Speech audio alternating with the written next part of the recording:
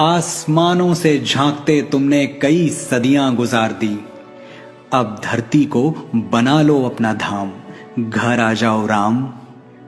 हमने रख दी है तुम्हारे भवन की आधारशिला, उसी अयोध्या में जहां तुमने जन्म लिया तुमको देवत्व मिला।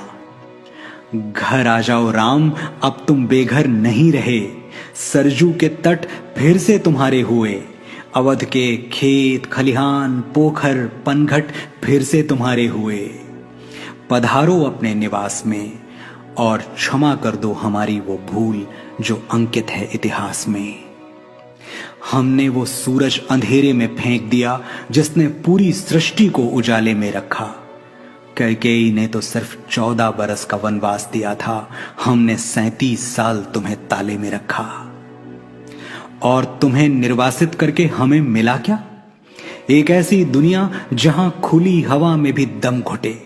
मानवता अहिल्या की तरह पत्थर हो चुकी है राम, तुम आके पैरों से छू दो तो शायद जी उठे। तुम तो सूर्यवंशी हो, हमें याद है तुम्हारा शौर्य तुम्हारा साहस। न्याय के हाथ में धनुष था एक और काटने के लिए अन्याय के सर थे 10।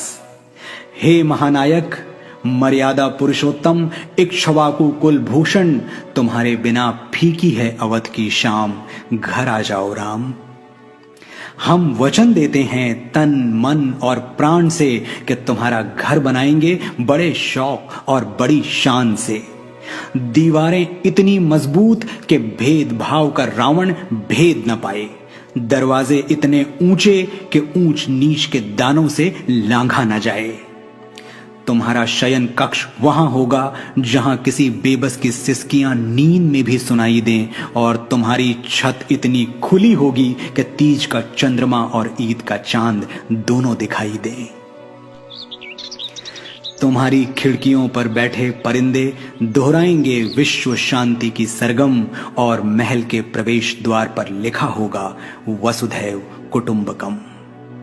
एक आंगन भी होगा, वहां बैठकर गाए जाएंगे कीर्तन भजन और खड़े होकर जन गण मन। तुम्हारी प्राचीरों पर जलती मशालें मौन घोषणा करेंगी कि अब कहीं किसी कमजोर का छप्पर फूंका ना जाए।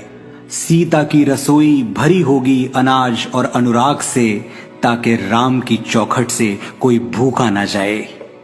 हमने रख दिया तुम्हारे भवन की नींव में पहला पत्थर, अब और न सताओ धनुर्धर। अनगिनत केवटों शबरियों सीताओं को प्रतीक्षा है तुम्हारी, घर आ जाओ मेरे राम, मेरे मंगल भवन अमंगल हारी।